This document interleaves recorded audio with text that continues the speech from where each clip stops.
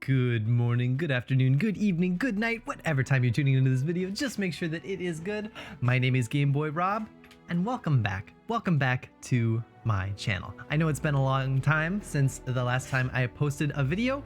I just been feeling recently like I've been a little bit uninspired in deck building of Legends of Runeterra. I've been feeling like a little bit stuck in a rut.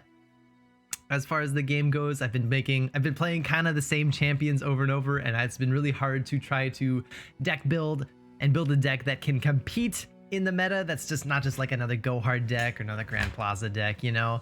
I've been playing a lot of Victor, and I've been having a lot of fun with him, but I feel like showing, you know, everybody yet another one of my Victor creations it can only go so far, you know? So I've been streaming something different on my channel. I've been streaming a little bit of Darkest Dungeon, and I've been taking a little bit of a break from the game. Don't worry, I still love Legends of Runeterra. I'm still going to be making content on it. I'm still going to be making videos about it. I was just kind of waiting for something interesting to happen, and lo and behold, something interesting has happened. We got some news. We got some Legends of Runeterra news. We got a roadmap for the first half of 2021. Here it is. You're looking at it, right? Here it is. We have got essentially everything that's going to be happening for the next 1, 2, 3, 4, 5, 6, 7 months in this game. How exciting, how lovely that we play a game, you know, with such a nice and transparent company in Riot. Got to applaud Riot here for being very open and transparent. So we're gonna briefly go over this. We're gonna briefly go over what we are going to be looking at for the first half of this year, and we're gonna talk about some changes real quick.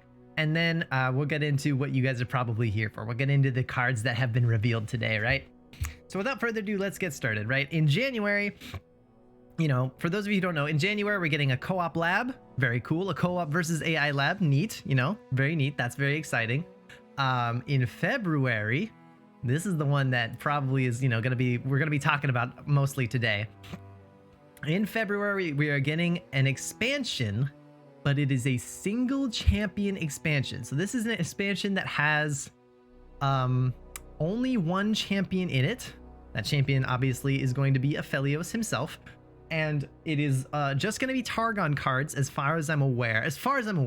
That's not confirmed. I'm just assuming it's only going to be Targon cards, and it's only going to be like cards that are like related to Aphelios, and we're not going to get anything else for this little mini expansion. That's very interesting. This is the first time we've done something like that. This is the first time Runeterra has done an expansion that is so small, you know, that is just one champion, right? And so that's very interesting, and it sets a bit of a precedent for what's going to happen with the game going forward, right? And then in March, we're getting a new set, Empires of the Ascended. We're getting some other stuff, but hey, we were right. Shurima is next. Shurima is going to be the next expansion, and their first, you know, the first third of that, region is going to be hitting us in March. Very exciting. And then in April, I guess we're getting like the anniversary celebration, which is cool. You know, very cool, very nice. Another lab. There's like gonna be a new lab every month, and that's always nice. That's always cool, right? Good stuff. New cosmetics, yada yada yada. In May, you know, we're getting the second third, right? The second third of the Shurima expansion. That one's going to be called Guardians of the Ancient. New themed event, social lab, yada, yada, yada. Skins. Now that's very interesting. Champion skins, which probably means we are going to be getting cards or card fronts, card cosmetics that are going to be different than prismatics, right? We're going to be getting like alternate arts for our champion cards. Very exciting. This is something people have been asking for a long time. Something that is very difficult to do, at least very difficult to do up to the standard that Riot tends to do, you know, up to the art quality that Riot has, right? This is incredible. This is amazing. I can't wait to see what kind of skins we're going to be getting for our cards. That's very exciting. And then in June, we're getting the third of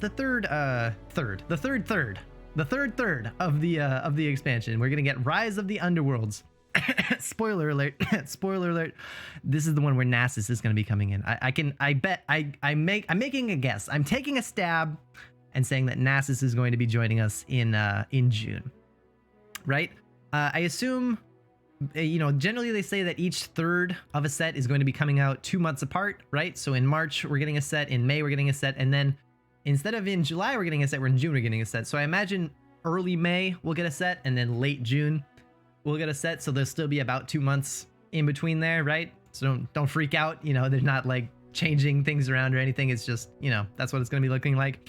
And then on July, we're going to get another single champion expansion. They're going to release one champion, and there's a new themed event and, some other stuff, but there's only going to be one champion. So we've got 2 of these coming up now. And this is very interesting. And the reason I wanted to bring this up is because this is potentially what we can expect once 2021 is over, right? Once 2021 is done and we have all 10 regions in the game, right? As soon as Shurima comes out, we'll have 9 total regions, right? Including Shurima and Targon. And then after Shurima is done and they introduce the 10th region, they have said that they probably don't want to add any more past 10. They're probably going to stop with 10 regions. So once we get that 10th region, they're still going to add cards. They're still going to be ever expanding the number of cards that are in the game, but they're probably going to focus more on these individual champion expansions, right? And they're going to try to get, because at the end of July, Targon is going to have one more champion. Targon and Shurima, I guess, are going to each have one champion more than every other region in the game. And so from then on in, after that next expansion, after the next region, they're probably going to go around, in a circle over and over and make sure every region has the same number of champions, right? That's what I would assume. That's what would make sense. And so that's the assumption I'm going to work under until we get more definitive proof. So there you go. This is what is coming. In case you didn't know, in case you weren't informed, now you know. This is what is coming in the future. Up to July, we know exactly what is going to be coming towards this game. Now, the single champion expansion, Aphelios champion expansion, was revealed today, right? And we can take a look at that now. They made a nice little page. They gave us a little sneak peek trailer. The trailer is a little out of date. It's a little unfinished, and I think some of the information in it is old, is outdated, right? So we're not going to be taking too much of a look at that. You can watch that if you want to.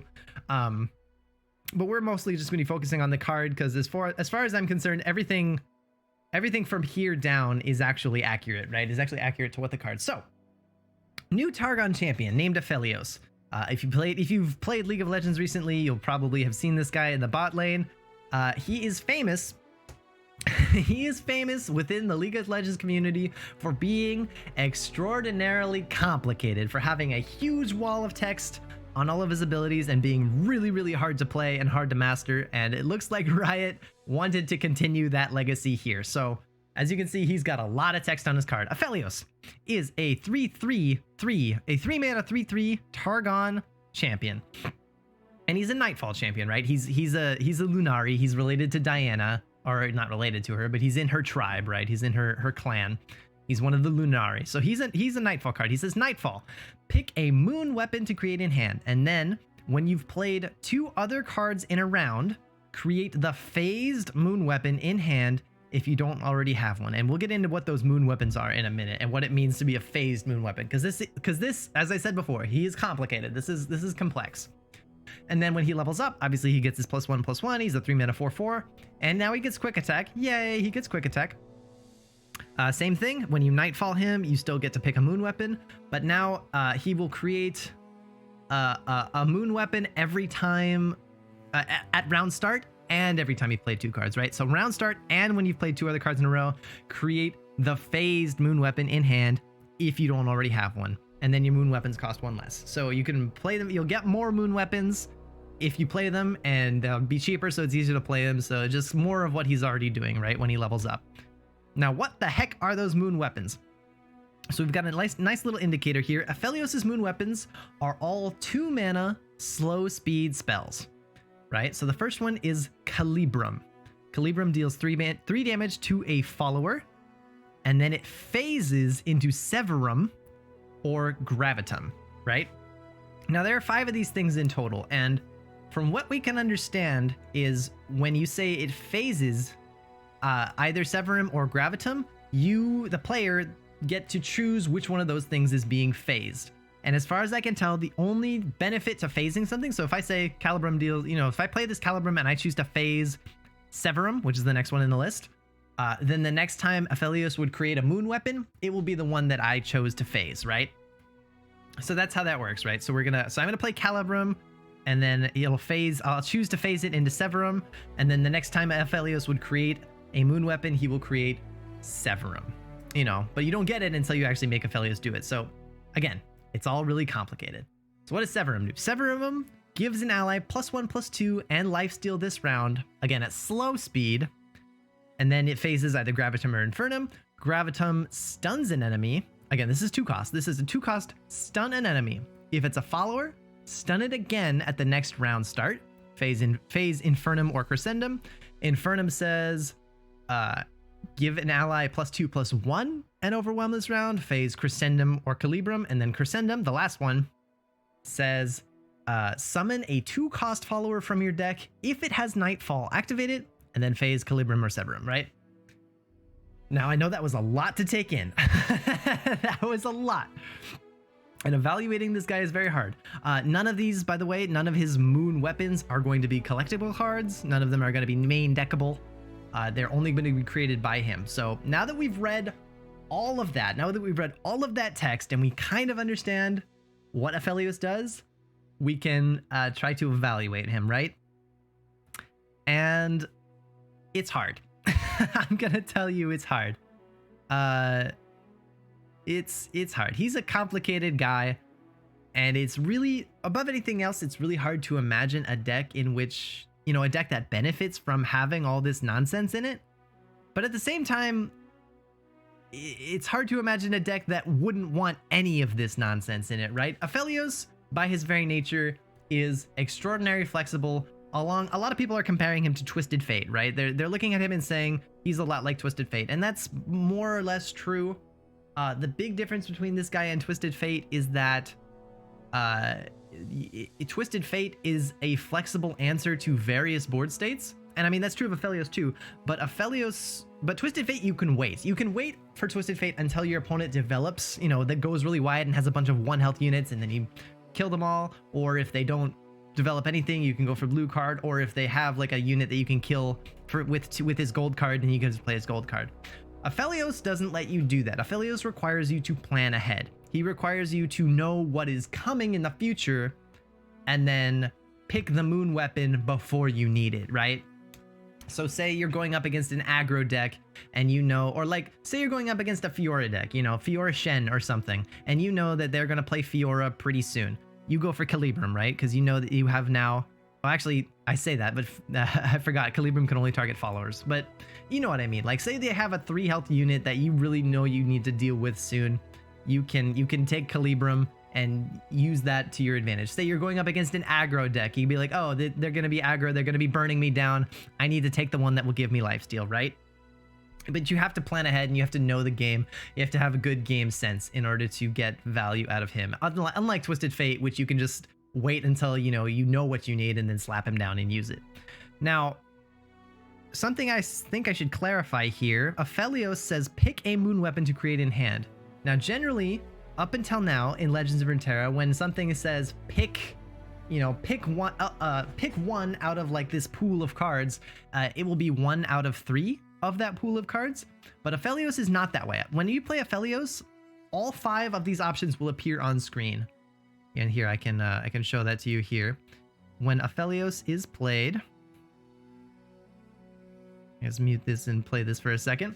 When Aphelios is played, just like that, you will get all 5 options and you can pick whichever one you want, which means there is no randomness at all associated with Aphelios. There is no what's the fancy term? There's no output randomness. There's no input variance or output randomness, right? There's no randomness at all. When you play Aphelios, you will get to pick exactly which one you want. So in theory, if you are building a deck and you're thinking about putting Aphelios in this deck, you can assume you can get one of these every single time you play him, right? So if you're building a deck that wants to use, for instance, Crescendum to summon a very specific 2-drop unit, let's go look at Crescendum, shall we? If you want to build a deck where you want to summon a very specific 2-cost unit out of your deck every game, Aphelios can do that for you, you know? If you want to build a deck with Aphelios and Yasuo, you can assume that you will get Gravitum every single time you play Aphelios, you know? And you will get that stun. It's not, you know, sometimes you'll get this and sometimes you'll get this. It's whatever you want. So with that in mind, he seems pretty okay. It's just very, you know, it's very interesting to see if that will happen, if people will build decks that way, you know. It's very hard to evaluate. I can't imagine he doesn't go anywhere. I imagine that Aphelios is going to be a pretty decent card. That's what I'm saying. I'm imagining that he's going to be pretty good. There's going to be at least one deck that benefits greatly from having him in it, you know. I think that's fair. Now, something else I should clarify. People are getting confused about this a lot, and I figured I would clear it up. Calibrum, like all of his moon weapons say Phase, Severum, or Gravitum, right? Or Phase, Gravitum, or Infernum, or Phase, Infernum, or Crescendum. They all have an or. They all phase into 2 potential things. This also is not random. Well, on the one hand, obviously, Calibrum is always going to phase into one of those 2 things, but you actually, the player, get to choose. And they show this in the video as well. We'll get to the part where he actually plays it. Right here, right there. When they play the Gravitum card, here they go, they're playing it. You can see he's got 2 options. He's got the option of this one right here, Gravitum, stun an enemy. If it's a follower, stun it again. And then start Phase Infernum. And then this one says all the same thing, except it says start Phase Crescendum. And the player gets to choose which one they want to actually cast. So, with that in mind, you can choose the path of phasing every time you play a moon weapon, right? If you play Calibrum, you actually have to think and pick whether the next moon weapon you want is going to be Severum or if it's going to be Gravitum.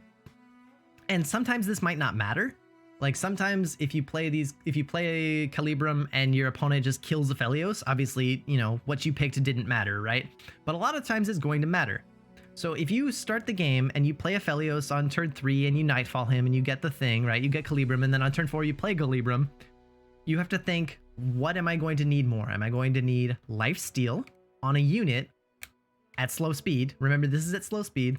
Or am I going to want to stun something twice, you know?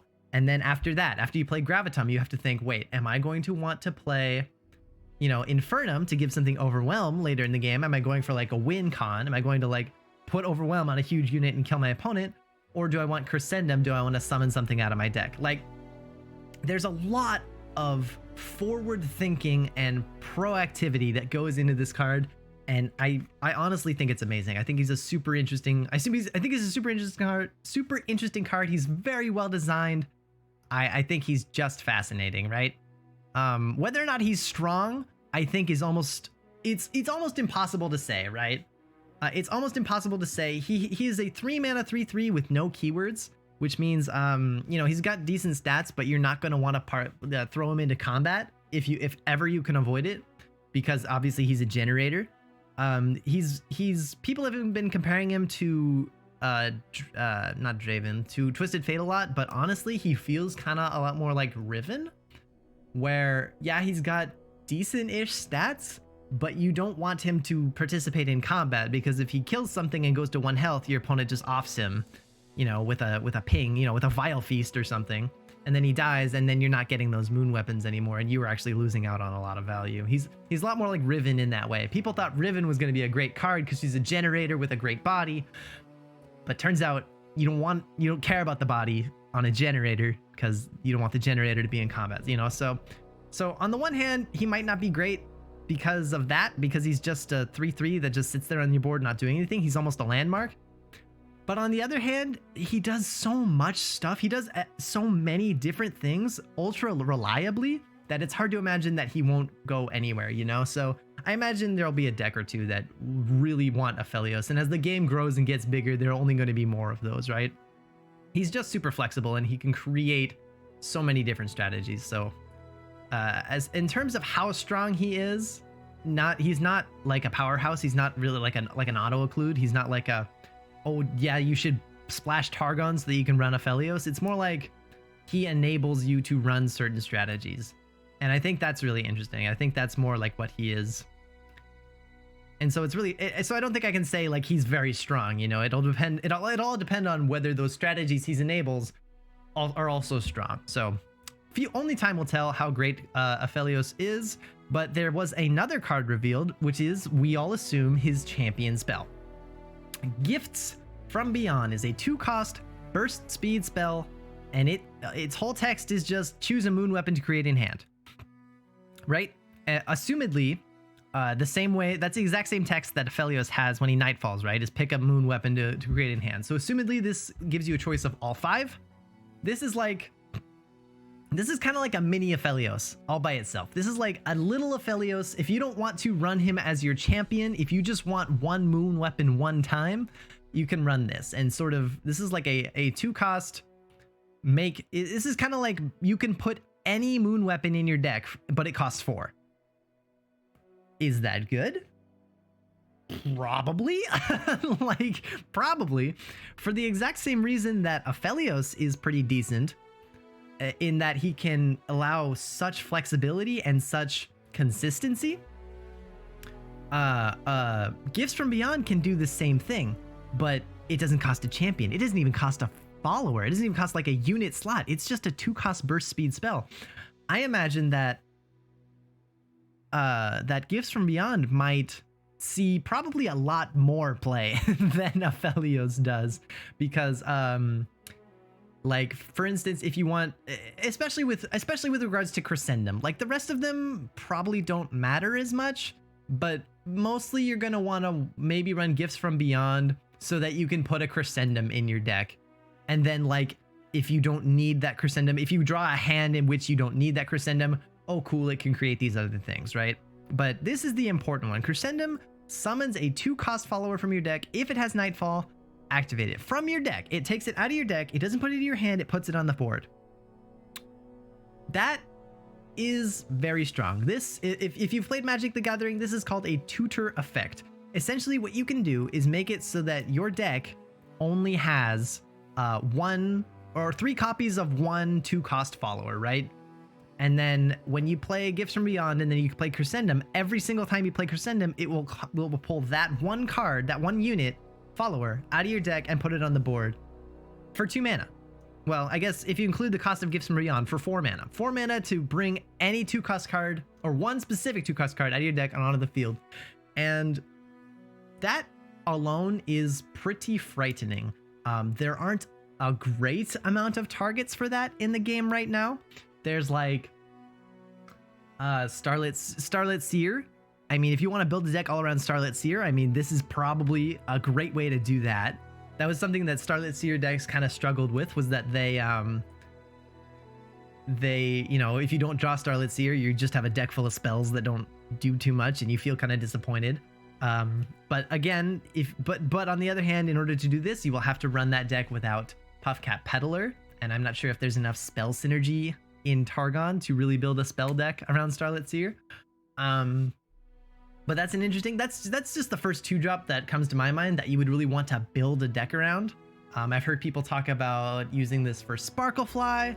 I've heard people talk about using this for Stony Suppressor. I've heard people talk about using this with like Eye of the Dragon, and that one sounds pretty legit. Like spending 4 mana to guarantee putting an Eye of the Dragon on the field, which then you know, attunes for 1 and gives you 1 mana back and makes a Dragon Link next turn guaranteed. That's pretty cool. You know, like, that's pretty okay.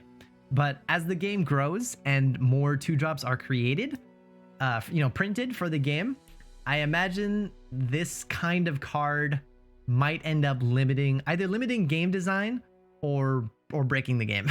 This is one of those cards that is obscenely powerful with the right 2-drop, right? With the right 2 mana unit. I've heard people say that maybe this should be put in like Lee Sin Targon decks, like maybe the Lee Sin Zoe deck should run this, and I don't play that deck enough to know whether or not they can afford to put this in the deck, but it should probably be experimented with. I think this is a very strong card. I think this card is very good, and it is going to be experimented with, and you should look forward to seeing it in your games in the future, right? Now, whether it'll stick or not, who knows? But that is, those are the only 2 cards that were revealed today, right? This is a very small expansion. It's just 1 champion. I assume that he will be getting support cards in the future, that there will be some cards that go alongside Aphelios in his champion expansion, but we haven't seen those yet. So look forward to more videos in the future about those when they are revealed. And yeah, I think that's all I got to talk about today, guys. Let me know if you like this video. I tried to make it pretty quick. I tried to go over everything really quickly and get everything out really efficiently. Let me know if you liked it. But yeah, until next time, I will see you guys. Next time. Make sure to give this video a like, subscribe if you haven't already, follow me on Twitch, all that good stuff, and I will see you guys in the next video.